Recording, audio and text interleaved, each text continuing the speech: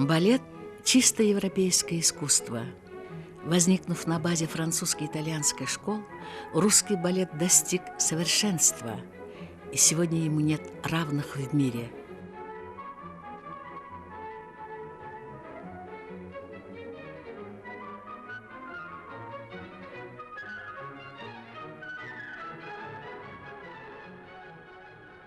Это касается в первую очередь Санкт-Петербургской академии танца, бывшего Ленинградского хореографического училища имени Вагановой, куда впервые в 1934, 1935, 1936, 1937 годах были направлены дети коренной национальности из Киргизии. Они все потом стали участниками первой декады кыргызского искусства и литературы в 1939 году в Москве. Участниками декады были и первые танцевальные коллективы под руководством балетмейстера Холфина, который приехал в Киргизию вместе с Власовым Фере и другими русскими музыкальными деятелями. Все они были удивлены и поражены разнообразием и красотой кыргызских костюмов и головных уборов.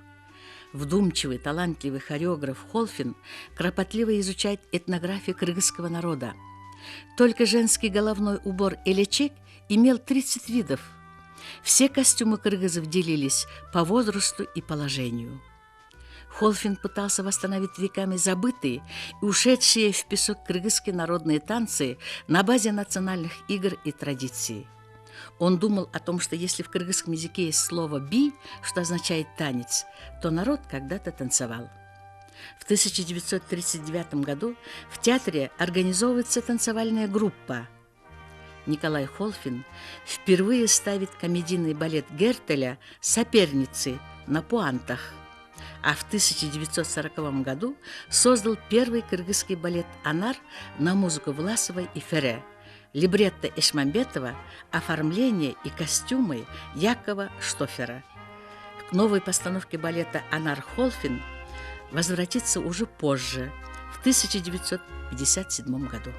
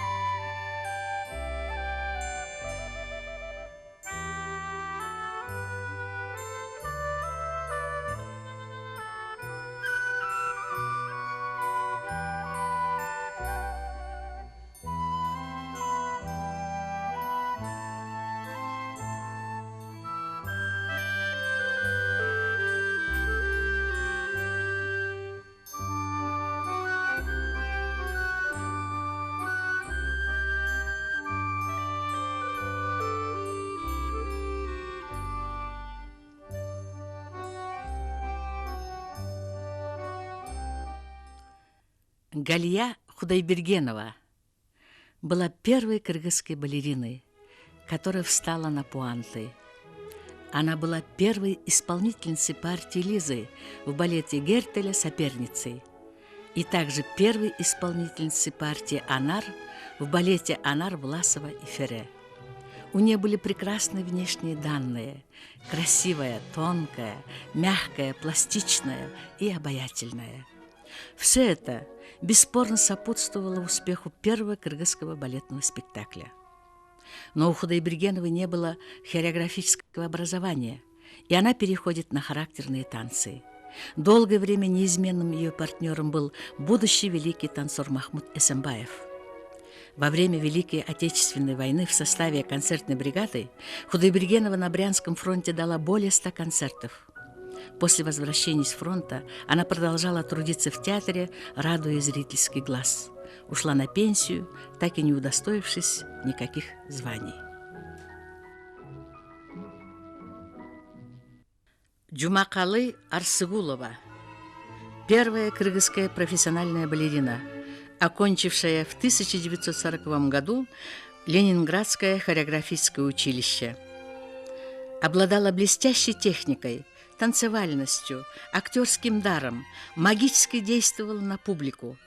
Так говорили о ней ее коллеги. Специально для нее главный балетмейстер театра Владимир Козлов поставил балет Лео Делибо «Капеллию» в 1940 году и «Лауренсию» композитора Крейна в 1941 году. Арсугулова имела невиданный успех, но коронной ее партией была «Айдай» в балете «Чолпон» Михаила Раухвергера, впервые поставленной в 1944 году балетмейстерами Холфином и Крамаревским совместно с либретистом Отунчу Сарбагишевым. Вы видите момент репетиции Крамаревского с Арсугуловой, сумевшей утвердить себя как неповторимую и единственную приму-балерину. В жизни незаметная, скромная, она на сцене преображалась, колдовски очаровывала зрителей своими глазами. Они не замечали ни ее танца, ни ее техники, а были охвачены только ее образом, который она создавала сиюминутно на сцене. Арсугулова – первая балерина, которая совместила на сцене кыргызского балета технику танца с драматической игрой. Неожиданно для всех она умерла в 1948 году от скоротечного туберкулеза, блеснув как яркая звезда, оставив позади несбывшиеся мечты.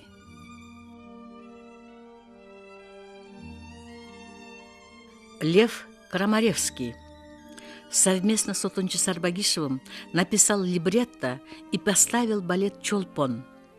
Совместно с Козловым поставил балет Дрига «Волшебная флейта». Владимир Козлов внес большой вклад в становление балетного искусства в республике. Поставил балеты «Капеллия» Делибо, «Лауренсия» Крейна, «Волшебная флейта» Дрига, «Раймонда» Глазунова, «Тщетная предосторожность» Доберваля и новую редакцию балета «Анар» Власова и Ферре. Александр Жуков поставил балеты «Бахчисарайский фонтан» Асафьева, «Красный маг» Глиера и «Лебединое озеро» Петра Ильича Чайковского. Отунчу Сарбагишев, первый директор и организатор ТЮЗа, был актером и режиссером. Написал либретто балета «Чолпон» и оперы «Көкүл». Был одним из первых руководителей Кыргызского драматического театра. Поставил «12-ю ночь» Уильяма Шекспира. Михаил Раухвергер, композитор, написал музыку к балету «Чолпон» и к опере «Көкүл».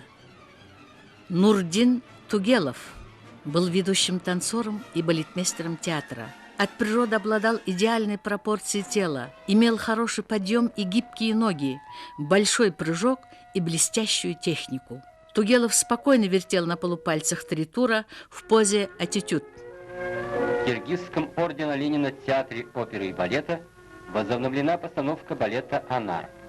Авторы либретто Эшмамбетов и Холфин.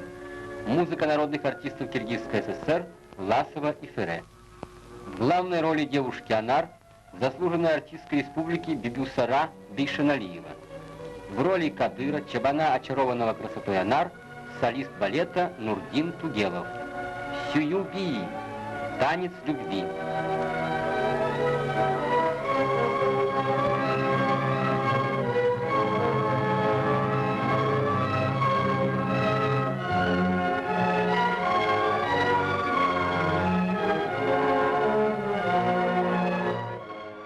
С 1950 года занимается балетмейстерской деятельностью.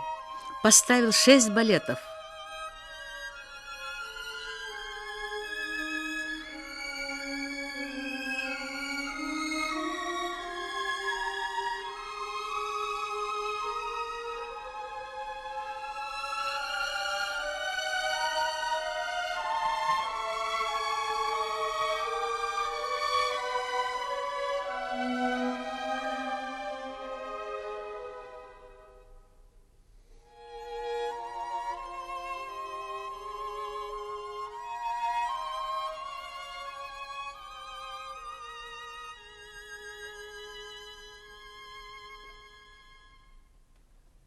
Но самый значительный из них – балет «Чолпон», поставленный заново в 1958 году специально для декады и по нему был снят фильм.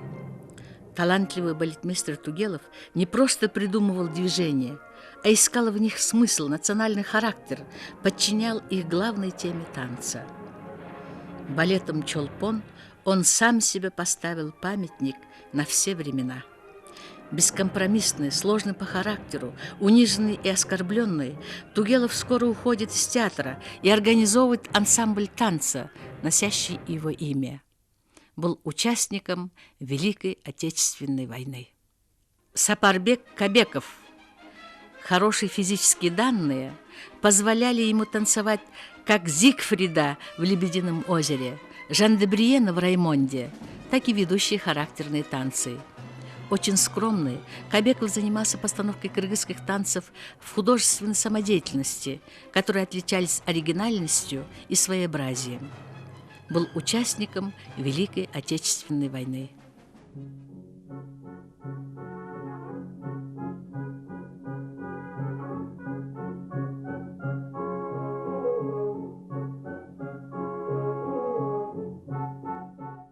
С началом Великой Отечественной войны в труппы театра влились учащиеся Ленинградского хореографического училища.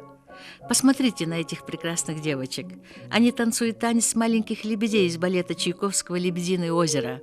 Первая — Чолпон Джаманова, вторая — Сайна Джекобаева, третья — Эркин Мадемилова и четвертая — Бибисара Бешеналиева. Чолпон Джаманова. Лучезарная, миниатюрная, обаятельная. Она к себе привлекала внимание. Отунчи Сарбагишев задумал написать либретто к балету и назвать героев именами своих земляков. Так зародилось название балета «Чолпон» по имени Джамановой и «Нурдин» по имени Тугелова. За время работы в театре Джаманова станцевала почти весь балетный репертуар театра. Вслед за Чолпоном в балете «Чолпон» Джаманова танцует партию «Айдай», в балете «Анар» партию «Анар», в «Спящей красавице» «Фею бриллианта», в «Куручуке» «Зейнеп», в «Большом вальсе» «Фанни», в «Лебедином озере» «Адетту» и «Адилью», в «Бахчисарайском фонтане» «Марию», в «Эсмеральде» «Эсмеральду». В каждом из этих балетов Джаманова была неповторима и притягательна. Талантливая балерина обладала артистизмом и умела по-своему воздействовать на публику. Уйдя на пенсию, Джаманова ни разу не пришла в театр. Живет затворницей, никого не принимает. Эркин Мадемилова была ученицей Тюнтиной, которая училась и работала вместе с Матильдой Кшесинской в Императорском Мариинском театре. Под руководством Вагановой Мадемилова успевает пройти балет «Капелью» Делиба. В театре специально для нее ставится балет «Лебединое озеро» Чайковского. Как Мадемилова, никто из балерин не делала фуэте. Она вертелась как пригвозденная, ни на йоту не двигаясь с места.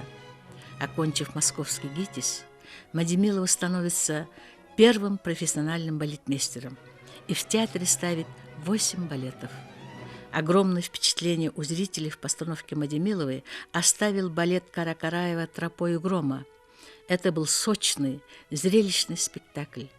Талантливый балетмейстер сумела найти собственный стиль и колорит в танце и придать всему балету экзотическую красоту.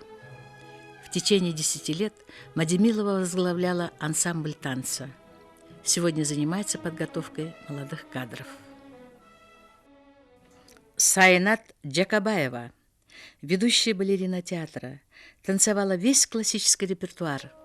Трудолюбивая, скромная, молчаливая, Джекобаева отличалась от других в танце притягательной, холодной отстраненностью. Это придавало ее танцу особый стиль, отрешенность и несбыточность читалась в них. Будь то Айдай в балете «Чолпон», Жизель в «Жизели», Фея Сирени в «Спящей красавице», Адетта и Адилия в «Лебедином озере», Фанни в «Большом вальсе». Весь свой талант до конца своих дней Джекобаева посвятила балетному искусству.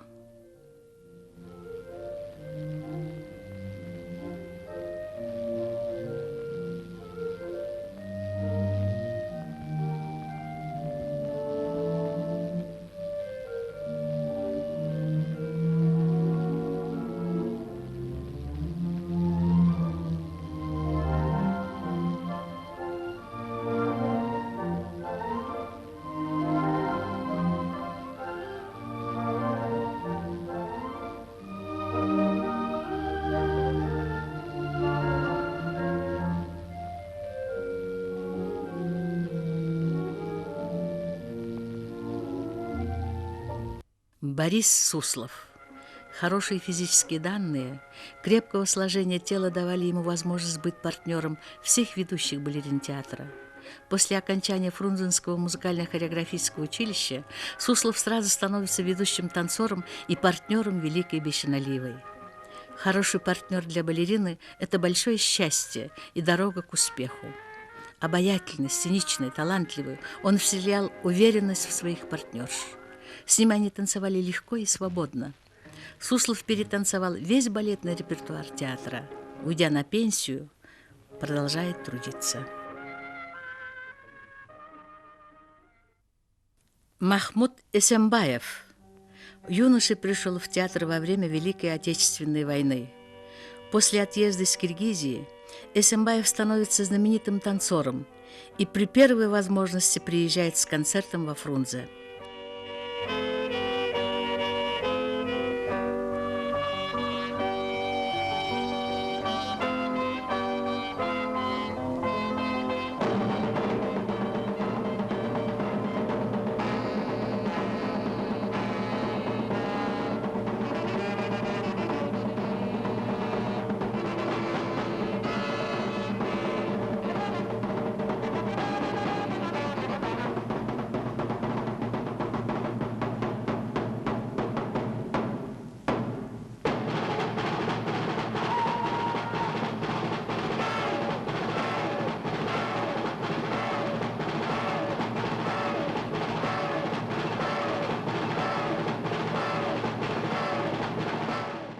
Концерт Эсембаева проходил с огромным успехом в здании Старой филармонии. Долго хлопали, вызывали его на сцену, а он все никак не выходил. Он и не мог выйти, потому что Эсембаев громко плакал, как ребенок, облокотившись об гримерный столик, закрыв лицо руками. Светлана Филимонова, одна из ведущих талантливых балерин театра.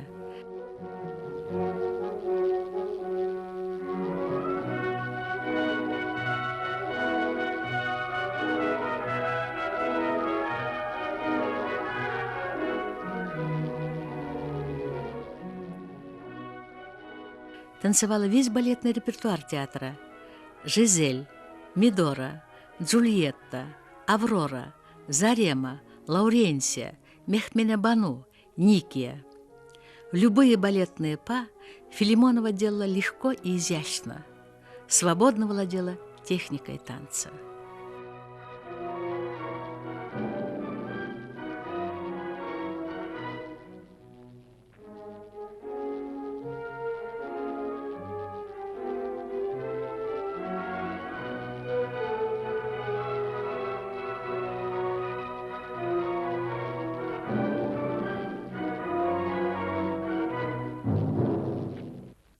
Алексей Карасев.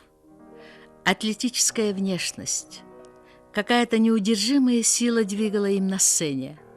Он в основном танцевал поддержковые партии. Но как? От его гирея в Бахчисарайском фонтане невозможно было оторвать глаз. Сколько было в нем страстей и любви к Марии. В «Красном маке» в роли капитана он был партнером Бешеноливой. Неповторимый Абдерахман в «Раймонде». А сколько было у него любви к Никии в «Баядерке» в роли великого Брамина. Командор в «Лауренсии», хитрый и надменный багыш в «Анаре», жених в «Спящей красавице», хищный вожак в «Барышне и хулигане» Дмитрия Шостаковича и многие другие, созданные Карасевым балетные образы. Очень скромный, он умел только трудиться, но, увы, все осталось незамеченным. В конце 1950-х годов в труппу театра влились молодые выпускники Ленинградского хореографического училища.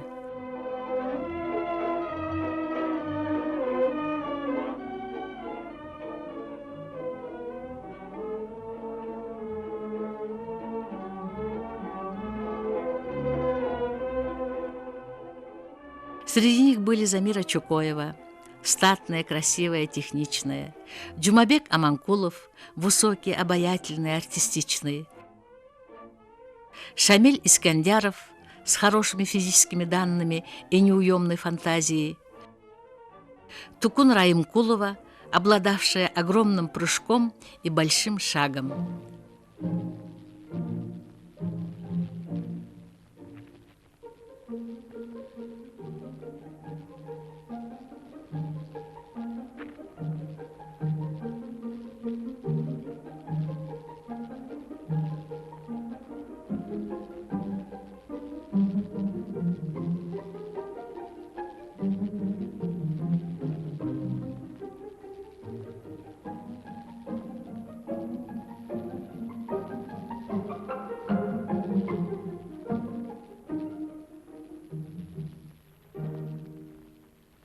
Евгений Воеводкин, азартный характерный танцор, был неповторим в балете «Бахчисарайский фонтан» Асафьева в партии Нурали.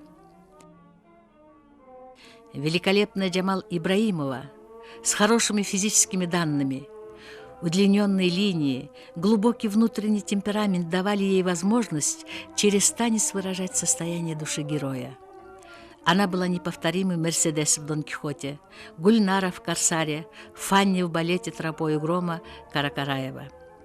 Ибраимова одна из первых снялась в 1957 году на Мосфильме режиссеров Шенгелая и Сахарова в главной роли в фильме «Легенда о ледяном сердце».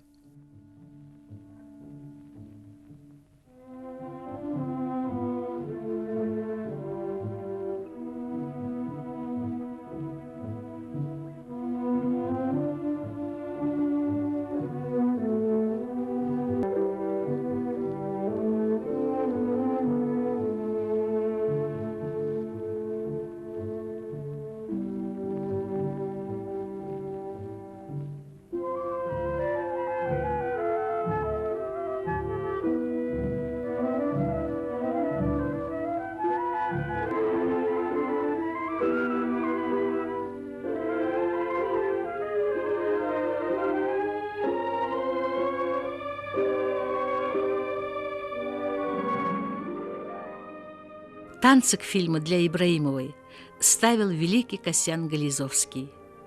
Однако основное свое внимание Ибраимова уделяла преподаванию в хореографическом училище.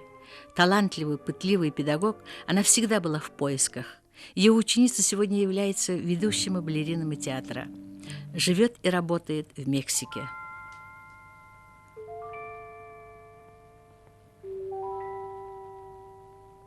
Уран Сарбагишев – один из выдающихся танцоров и балетмейстеров 20-го столетия. В 1966 году в Гаване Сарбагишев был признан лучшим танцором фестиваля. В течение 20 лет он покорял своим искусством зрителей не только нашей республики, но Москвы и Ленинграда, других зарубежных стран. Его танец сумел запечатлеть Роман Тихомиров в своем фильме-балете «Чолпон». Почти на протяжении 40 лет Сарбагишев был главным балетмейстером театра. В 1984 году в течение месяца на сцене Большого театра в Москве шли балеты в постановке Урана Сарбагишева. Такой чести не удостаивался еще ни один балетмейстер.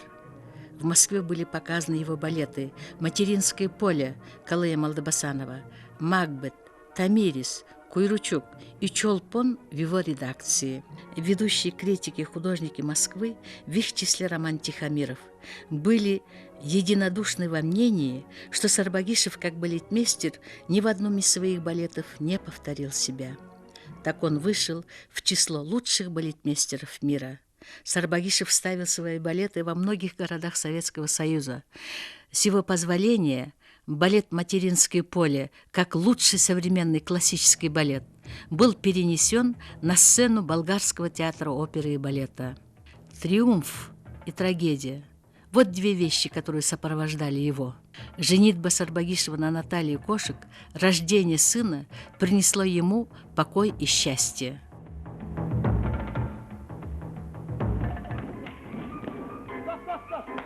Ребята, вот здесь обязательно надо будет поднять подъем и высокие полупальцы. А здесь как можно ниже. Ниже и синкопа. И шаг. Приготовились? Можно с одного момента. Шагов. Бибисара Бейшеналиева. Она относится к романтико-драматическому стилю балерин.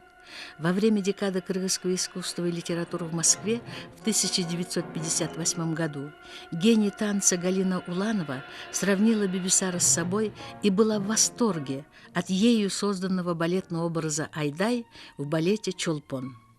От восторженного впечатления балетным спектаклем в Москве Роман Тихомиров снял на Ленфильме одноименный фильм-балет «Чолпон», обошедший многие страны, знакомя мир с балетным искусством кыргызов.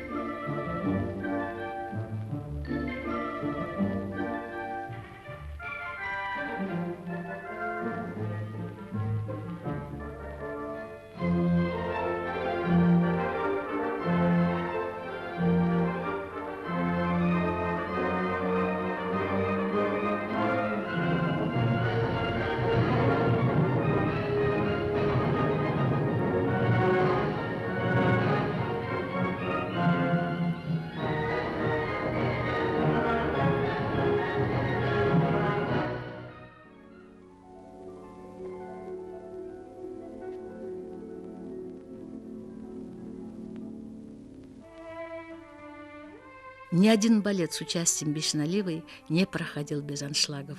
Публика обожала свою Биби, так они ее ласково называли. В театре она танцевала весь балетный репертуар. Специально для нее ставились балеты. Ее балетная па имела смысл. В ней сочеталось все: артистизм, непосредственность, романтизм, буйство танцевальных красок. Ни одна балерина не удостаивалась таких эпитетов, как Бибисара Бейшеналиева.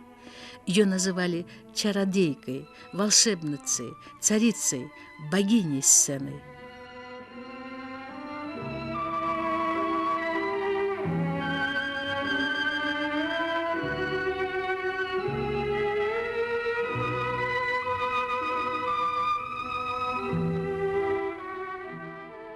В возрасте 47 лет она ушла из жизни. Перед смертью она произнесла: «Как хочется жить! Я бы отдала все, звание, квартиру, только бы сидеть под дубом, есть черный хлеб, запивая холодной водой из-под крана из алюминиевой кружки, и быть здоровой».